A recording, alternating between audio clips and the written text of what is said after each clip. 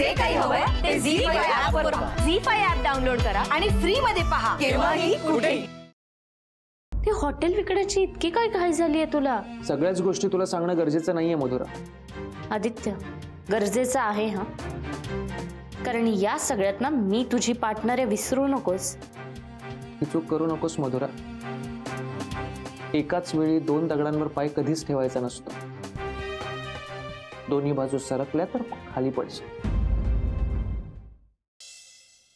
मीराला रस्त्यावर आणायचा वेळ लागलाय मला, आणि यावेळेस मी इतका करेक्ट प्लॅन बनवलाय ना की साक्षात देव जरी खाली आला तरी तो काहीच करू शकणार नाही. आदित्य, यस डाल, पेपर्स करेक्ट आहेत ना? आदित्य, हॉटेल तू तुझ्या नावावर केलंयस. हो. पण आपलं असं काही ठरलं नव्हतं. नाही, आपलं काही ठरलं नव्हतं, पण काल जे काही घडलं त्यानंतर मला हे सगळं करणं भाग होतं. आणि हा, या पेपर्सवर मीराच्या सह्यात तू घेणार आहेस. काय? मी असं म्हटलं की या पेपर्सवर मीराच्या सह्यात तू घेणार आहेस. नाही, मी यावर तिच्या सह्या घेणार नाहीये. तुला हे करावंच लागेल मधुरा. तयार झाले पेपर्स? दे ना. हो हो, घे ना. म्हणजे वासू आणि आदित्य गेले साईट व्हिजिटला, म्हणून मी आले साईन घ्यायला. अच्छा अच्छा. ताई, एकदा वाचून बघ ना. हे 100 वर्ष आयुष्य तुला. तुझ्याविषयीच बोलत होतो आता. तू चहा घेणार? नाही, नको. सह्या झाल्या? हो, तेच करत होते आता. मधुरा, काय म्हणत होतीस मगाशी? वाचून घेऊ का एकदा पेपर? खरंच एक एक कोपरा नीट चेक करा, आपल्या नजरेतून काही सुटायला नको. मॅडम, हे बघा इथं काय. हॅलो आदित्य. हा मीरा, बोल. रागिणी मॅमचा फोन आला होता आता. त्या म्हणाला की एक डेड बॉडी सापडली आहे, त्याची ओळख करून घ्यायला जायचं तिथे. मला काहीच कळत नाही आदित्य. अशी खबर मिळाली आहे की देवाशीष कामतांची डेड बॉडी सापडली आहे. खोटी खबर आहे, आणि ज्याने कोणी तुम्हाला ही खबर दिली आहे त्याला आणि तुम्हाला दोघांनाही आत टाकेन मी, जर अशी न्यूज तुम्ही पसरवली तर. ताई, काय झालंय? अहो, काहीतरी बोला ताई. ओ तरी द्या. मीरा ताई. म्हणजे देवाशिषच्या बाबतीत वासू खूप जास्त पॉझिटिव्ह आहे, तूच मला सांगितलं होतंस. त्याला काही करून आपल्या साईडने ठेवायला पाहिजे. त्याला सतत तुझ्या आणि त्याच्या लग्नाचं आमिष दाखवत राहायचं. आणि आज मी तेच केलं.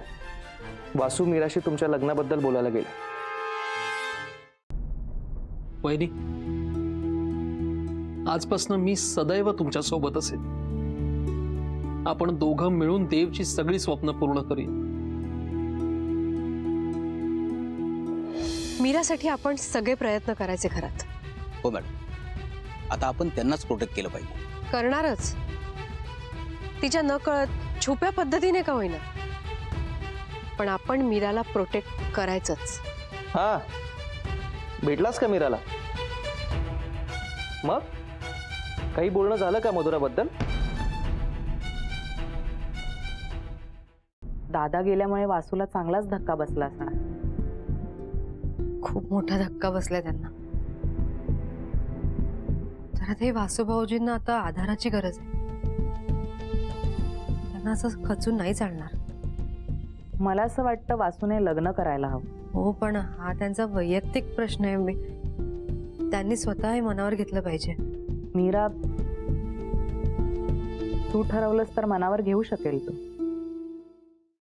मग मुलगी शोधायला लागायचं आम्ही? नाही, ऍक्च्युली मुलगी शोधण्याची गरज नाहीये.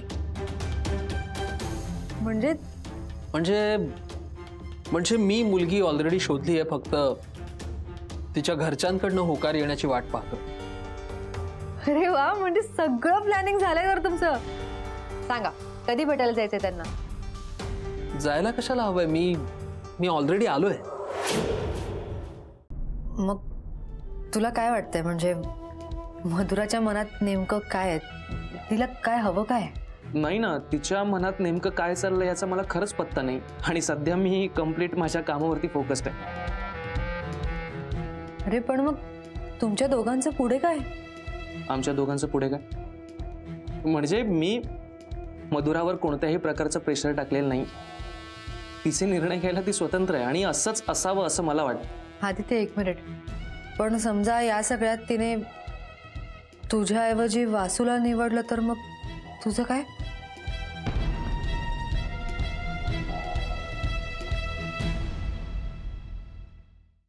मी मोठी बहीण आहे तुझी.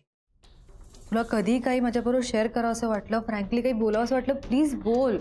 मधुरा, आत्ताच वेळ आहे, नंतर खूप उशीर होईल. मला सांग, हा निर्णय घेण्यासाठी कोणी जबरदस्ती करत नाहीये ना तुझ्यावर?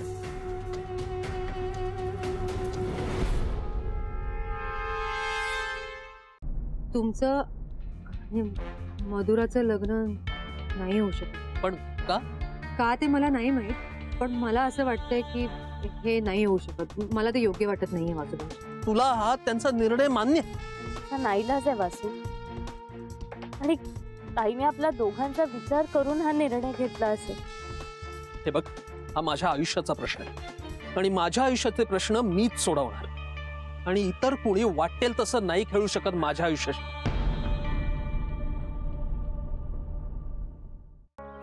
मधुरा, मधुरा प्लीज बोल ना काहीतरी. तू काहीच बोलली नाहीयेस का मीरा बहिणीची? मधुरा बोल प्लीज. सॉरी, मी काय बोलू? तू काहीही बोल, ओके? ही शांतता ना आता मला खायला उठते.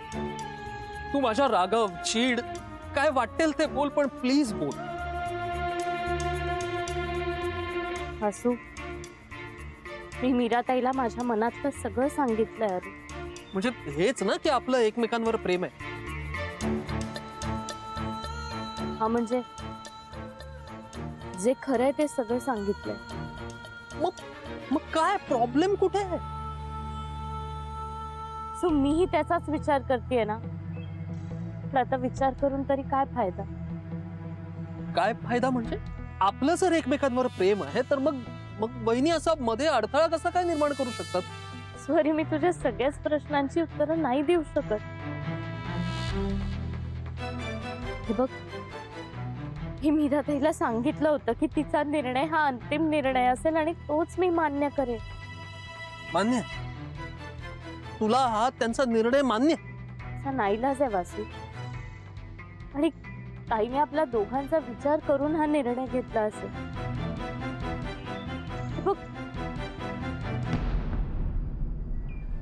माझ्या भल्यासाठी ताईने हा निर्णय घेतला असेल. मी नाही जाऊ शकत या क्षणी तिच्या शब्दाबाहेर. अरे हा काय खेळ आहे का? हे बघ, हा माझ्या आयुष्याचा प्रश्न आहे आणि माझ्या आयुष्याचे प्रश्न मीच सोडवणार. आणि इतर कोणी वाटेल तसं नाही खेळू शकत माझ्या आयुष्याशी.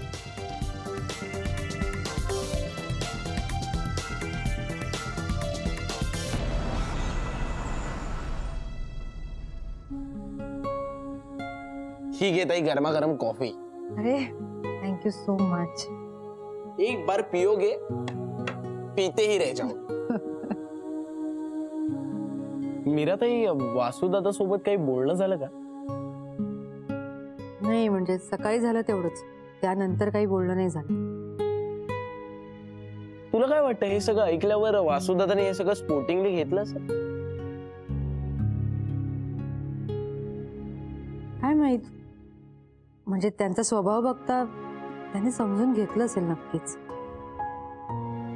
जर का ताई वासुदादाचं मधुराताईवर खरंच खूप प्रेम असेल तर त्यांच्यासाठी हा मोठा धक्काच आहे.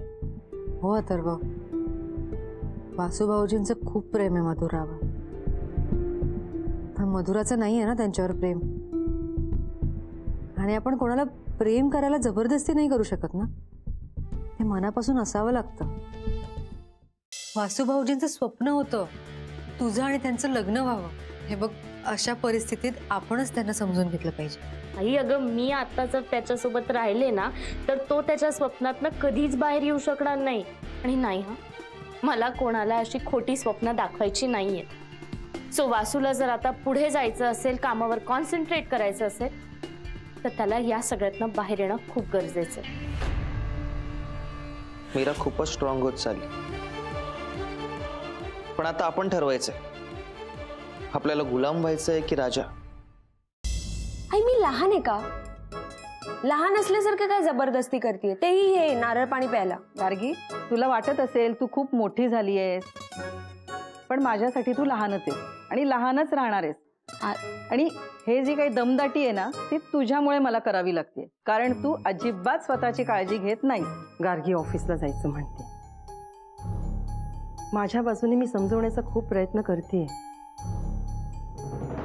पण तिने ऐकायला हवं ना. शेवटी काय, जे काही आहे ते घडल्याशिवाय राहणार नाही.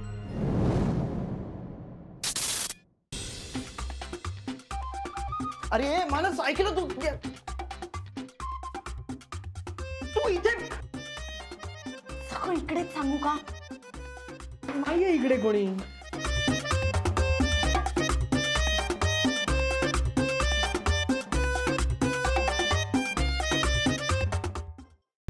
माझं फक्त एवढंच म्हणणं आहे की नंदिनी जे मागेल ते आपण तिला देत सुटलो ना तर ती हेकट होऊन जाईल. उद्या एखाद्या गोष्टीला आपण विरोध केला ना तर ती जीवाचं काही बरं वाईटही करून घेऊ शकते. ते काही असलं तरी तिच्या हौसेसाठी हे लग्न होणार. कोणाचं लग्न? तन्मय आणि नंदिनीचं लग्न.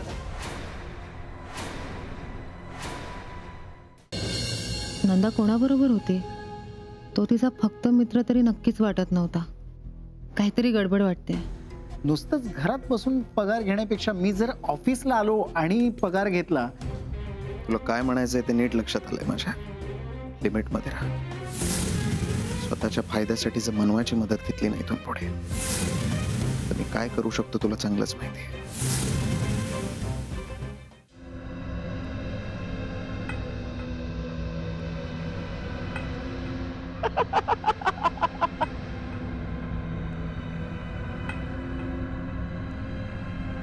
यू आर लेट बायको. 3 मिनिटं आधी पोहोचली असती तर तुझ्या नवऱ्याला पोहोचायचं तिथं पोहोचला तो 3 मिनिटं आधी. हे खाला.